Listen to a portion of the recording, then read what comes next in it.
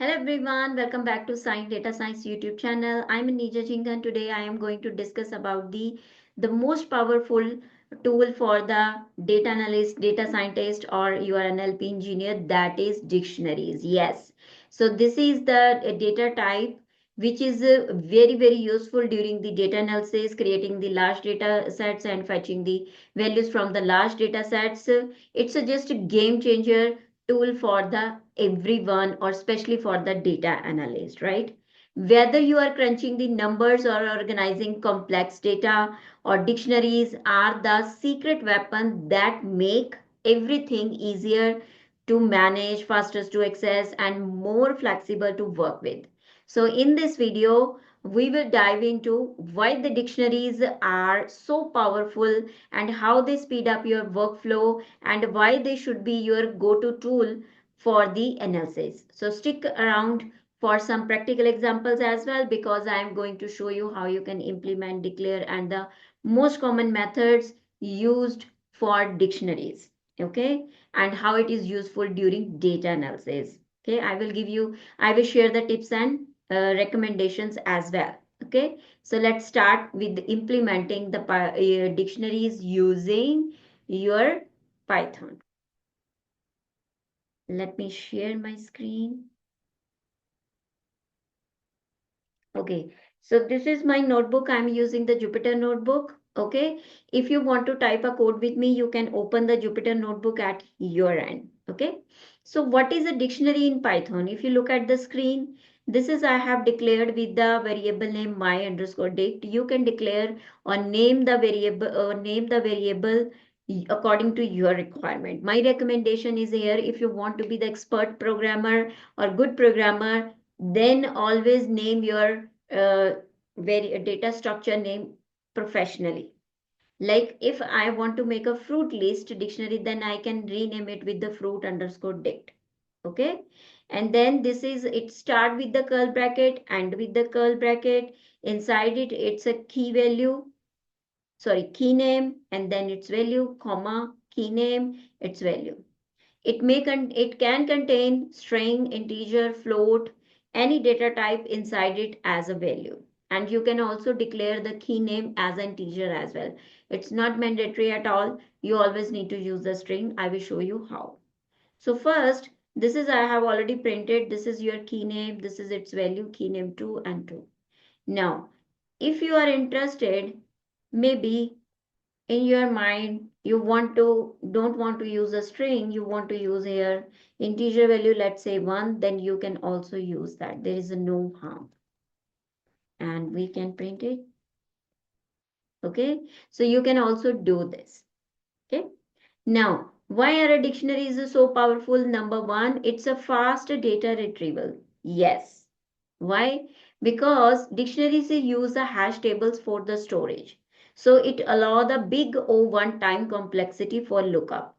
It has a like a constant time, and you can fetch the value from the last data set very faster than list, because list takes big O number of time complexity to fetch the data from the list. Okay, I show you how. Let's declare here fruit list.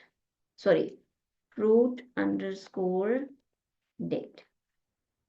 We will start with the curly bracket. Here we will mention, let's say, I will make it small, fruit 1. We will say it apple. And then I will take fruit 2. We will say now orange. And then fruit 3. We will say here watermelon. Okay, so now you can print it, the whole dictionary. Okay, so your dictionary is ready. You can add more like the key name and values according to your choice. If you are typing with me, then you can type the same. Okay, if I want to fetch the fruit 3 value from this, you can see here this. It's so easy. I don't need to mention any indexing. I don't need to say anything extra, I just pass the key name and my value is there. That's why it's a much faster than and easy to access. If you have a million billions of record and you want to fetch out the data, then it is very, very useful. Okay. After that, we have the other thing, key value pair structure. Okay. So before moving ahead, I will give you the one more tip about this, why the lists are slower. Because in list, you need to create a big list. If you want to fetch out the specific index, either you will use the loop. If you want to print all, right? Number by one. And if you want to fetch out the value at the index 20, then you need to go through the all indexing value. Okay, you can pass directly, you can say list a square bracket pass the index and value is out. But behind it, when your interpreter is working behind this to fetching out the value, it's a different process. Okay, so that's why it's a dictionary is very, very faster than your list. The next value is key value pair structure. Look at it carefully, understand it. It's very important. And it's very important for if you want to create the data set with the large categories. Okay. So now I will take here the school dictionary. Okay. So in school, we have a very important departments, right? We can take here like grades, right? So how many grades in the school? Sorry. So we can say here, let's say grade 1, grade 2, grade 3. You can add more if you want. Okay. And then I will declare one more key here, teacher list. Okay. And then we will start with teacher list. This is Mrs. Alice. And then Miss Eric. And then you can add Mr. NA. Okay. So now the third key name you can take here, stationery. This is a stationery department, right? And then we can list it with, let's say, pen, and then pencil. Okay. You can add more if you want. Okay. So my goal is to show you how you can add the different departments under one list. This is in front of you. So if you want to create the like this thing in your list, now think about it. You need to create a three different list, right? And again, if you want to join them, you will take an extra step. It is also the memory consumption is more than the dictionary. Okay, so this is easy. I only need to create one dictionary, define the key names, and I can add more values. So this is called key pair, key value pair, because I can use the list under the one key name. So it will become key value pair. Okay, so this is very, very useful. Now, if you want to fetch out the simple, let's say teacher list. So you only need to pass here teacher list. You don't need any loop, anything. It's very simple. Okay. If you want to update the add existing like the value more, let's say you want to add the one teacher name in the existing list. How would you do that? School underscore dict dot append. So here you need to mention the key name, teacher list. You will say append, and then you can add the new teacher here. I am adding the new teacher just to show you. Okay, so it is done. Now we will print it. School underscore, sorry, dict. Okay, so it added the new name in your existing list, new teacher. Okay, so this is very easy. Fetching extraction of the data is easy, updating the data is easy, right? And it's very fast. I don't need any loop. It is working in a one piece of code, right? So this is about that one. Now we will talk about the nested list.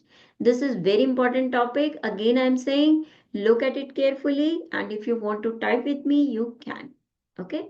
So now we will talk about nested dictionaries. Okay. So how would you declare it?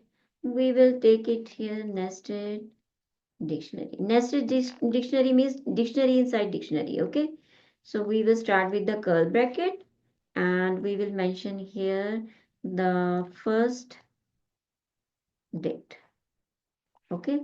And I will assign the value to this one, let's say 2. Okay. Or I can make the list as well, 2, 1, 3, 4. Okay. And now I will add comma here. I want to add a one more dictionary here. First, I need to mention the key name. Second, dict inside colon. Okay. When I'm declaring the value, I will start the curl bracket here. Okay. And then we will mention here key name. Let's say grade. Okay. So we will say here 1, comma, grade 2. We can say here like this. So we can make a difference, sorry. And then we will print it.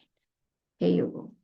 So this is called dictionary inside dictionary. You can see here, this is the outside this one. This is your second dictionary. And this is your first dictionary. If you want to fetch out now only the first dictionary, what you will do? You will say here nest dictionary square. You will see here first date. That's it. Okay. Now maybe you are interested to fetch out the second dictionary. So you will say here like this. Okay. Further, if you want to fetch out the grade 1 value, then you need to say like this. Grade 1. That's it. Okay. So this is the way how you can fetch out the values from the nested dictionary, how you can declare the nested dictionary, and you have seen how easy it is. Declaring a nested dictionary is a little bit complex first time, but if you will do the practice, you will learn it very quickly. Because in real time, you will see oftenly this kind of the data set. Not very easy. Either you will find the key value pair, which I showed you just few seconds ago, or either you will see this kind of the data in real time when you are fetching the data from scrapping the data, or maybe you are extracting the data from the databases as well. I have worked a lot when I was working with the COVID-19 dataset. So my all data was in the key value pair or nested dictionary. So you need to first separate them and then convert into data frame, and then your analysis will start. Okay. Now we will talk about the dynamic and flexibility of the dictionary. Okay. Why we call it? Because this is mutable. You can update the existing dictionary with any value. This is very easy. Okay. Now here, let's consider this one. Okay. First we will print it. If you want to add a new value into this, right? Let's say you want to change the value in this nest dictionary, right? You want to add the new key pair in this. I want to add, let's say, stationery. Okay. Then is equals to pen. Okay. Now we will print it. Nested dictionary. Here you go. Okay. So this is easy. I have already assigned the new key stationery and then assign the value. It create a new key name with the value inside my dictionary. Okay. If you are interested to add new value in the list, then you can use the same method. Okay. Here. Okay. Now we will nested dictionary we have already covered, so we don't need these cells. Okay. Now we will talk about the get keys. This is very important. This is especially, I will tell you the scenario. First, I will show you how you implemented it. Okay. So let's take this example. I will type here, let's say toys. Okay. Now you maybe are thinking, Nija, why are you using the toys? There is a no toy key, right? But I will show you. Look at this. It is saying me key error. This is not the user-friendly error. First number one. Number two, I forgot what keys exist in my dictionary, but I'm trying to fetch out the values. I know these values exist in my dictionary, but I forgot the name of the key. Okay.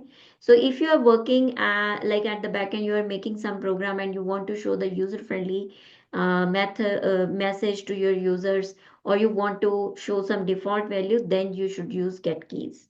Okay.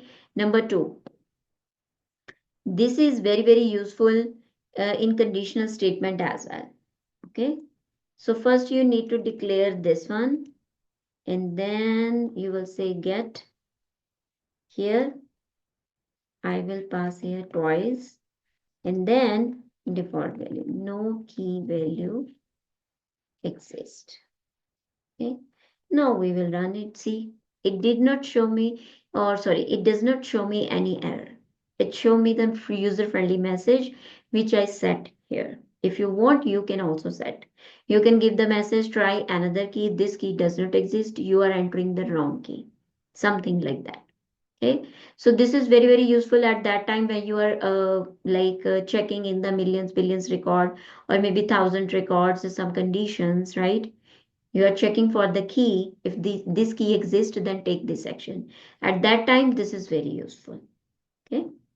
Now we will move ahead. How, if you are interested only to get all the keys, check all the keys from your existing dictionary, then you can use this method.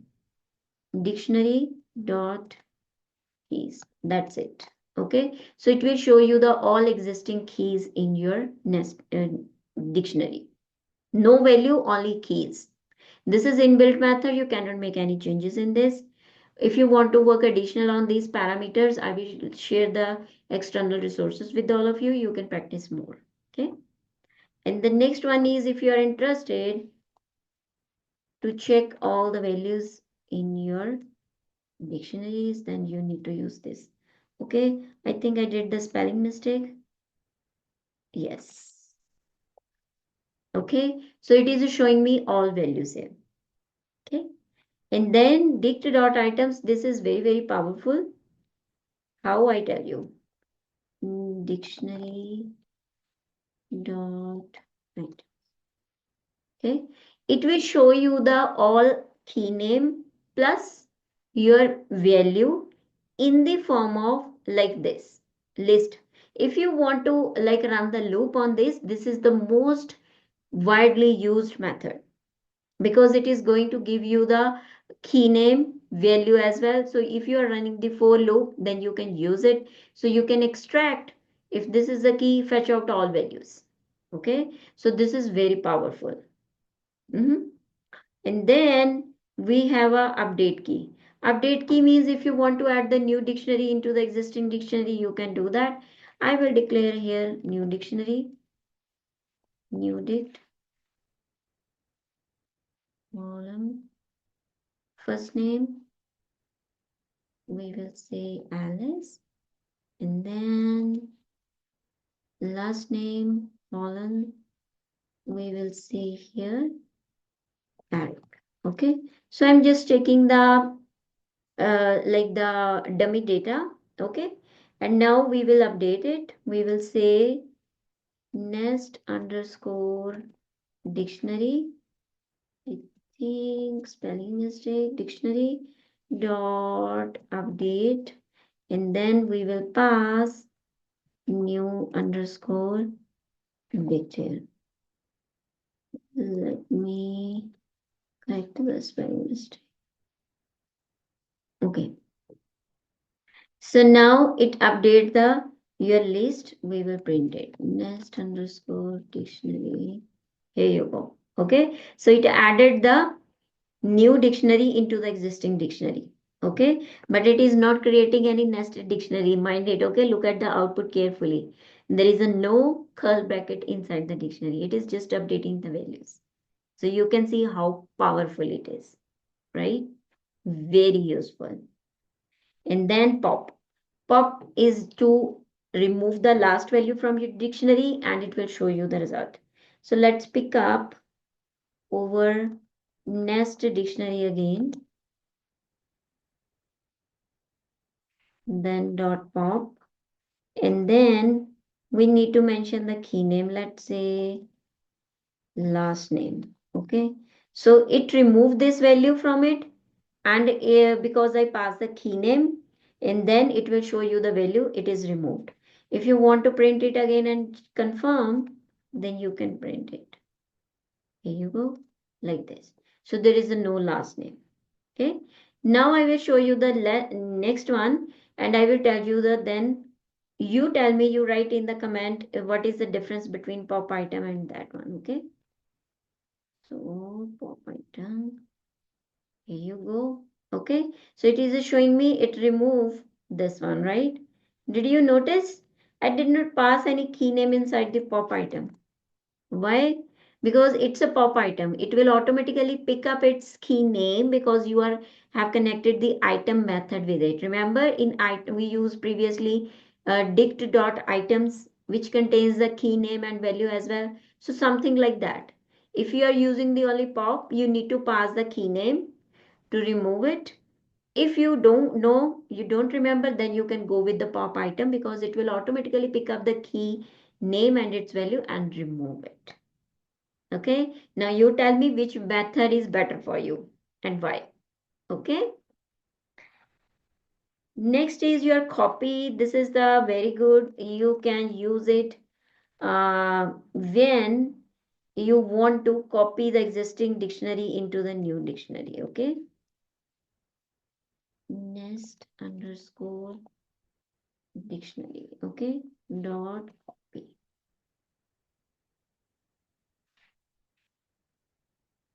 So it will copy the whole nest dictionary into the copy dictionary. This is useful when you want to keep a backup. Okay, and especially when you start the data analysis, you should make the copy of your data frames as well, something like this. Pandas also have a dot copy method, so you don't need to touch your original data set. This is the recommendation from my side, from my experience, because students does this mistake. They start transformation, data manipulation of the original data set, and later on, if they stuck somewhere, they need to they want to see their original values. They stuck because there is a no original value. Just assume if you have fetched the data into the one data frame, you have stored it into that data frame and you don't have any backup. But it's a time to retrieve the original data. So the time, the hours you spend for the data collection, it's going to be waste. Okay. So keep it in your mind. This is a good practice. Okay. And now we will talk about the next topic, essential for data analysis and AI. As I told you, I will tell you how beneficial it is for the AI or data analysis. Although I from the start, I'm giving you the tips, how it is useful during data analysis. But this is the next one. Let's say if you have this dictionary, you have created one dictionary, I have already created. So import pandas as PD. Now we will convert it into the data frame. Okay, so we will say PD dot data frame, and then I will pass inside the data and then we will print. So it will convert your dictionary into data frame. Data frame means in tabular form. Okay, you can see how beautiful it is looking. So if you are creating the data using dictionary and the data from where you have extract, fetch, right, through APIs, through JSON, through web scraping, then your data will be in this form. It will not be in the data frame form. You have to convert it. Okay, so this is the method. Now we will move ahead. If you are working with the JSON APIs, dictionaries are just like JSON. So this is your JSON data. You have seen like your dictionary is also like this, right? But JSON is also inside this like your commas, and then you can declare JSON dot loads JSON data, It will convert your everything into this. They are printing the just city, but if you want to print the whole dictionary, it is just like this. Okay, so I'm showing you this one because when you do the web scraping, you use the APIs, your data will be in this format. And when you want to start the data analysis, you need to convert your all JSON data into the dictionary format, and then you can access it. And further, after this, you need to convert it into data frame. Okay, so these are the most important steps. Just look at it carefully, and if you want to practice, you can come back again and again and watch my video. Okay, if you have any question, just let me know. Okay, so this is a just overview when you should use a dictionary. You can use for fast lookup and retrieval as I have shown you, right? Just with the key name, structured key value data, API responses, we know I showed you. Efficient key based access, because you only need a key for each and every function you have seen, right? For the pop method, either you are accessing nested list and everything. For update, right? When to use list, when you should use, when you want to, when you have a ordered collections, because list is a sequential data. Okay, like sequence ranking data. If you have the like a fast iteration looping over the elements, then you can go with the list, but it nested loop is still slow. Okay, when memory efficiency is important, at that time you can use it. Okay, now this is here, this is the pros and cons of your Python dictionary. This is the fast lookup. It use a like your big one time complexity. Constant time use more memory than the list. Okay, because it is using the hash tables. Key value structure makes the data handling easier. Okay, no ordering before 3, so but order now. So this is a flexible store different data types. It is a hash collisions. Okay, can occur. Okay, but it is rare. Okay, built-in method simplified data cannot use the mutable keys. Okay, this is for your Python dictionary versus list, which one you use. So I have mentioned the all feature with the features which one you should use, so you can read it. Okay, and this was all about over today's video. If you want to practice it, I will share the notebook link in the description box and also my Python list link as well. And if you want to do the interview question practice, then you can go to over the website. This is www.sciencedatascience.com, and here you will find the interview preparation technical interview question for Python. You will find several questions for the dictionary as well. Okay, so you can check out those MCQs. I will share the link of that one as well in the description box. Okay, and don't forget to subscribe my channel if you are a new user, and like my video. It helps me, it motivates me to make a more videos for all of you. And also if you have any question, just let me know, and don't forget to tell me if you are scraping the data, in which format it is and which data structure are you using right now, a dictionary, list, JSON, or whatever you are using. Okay, thank you so much for watching my video. See you in the next video. Good luck.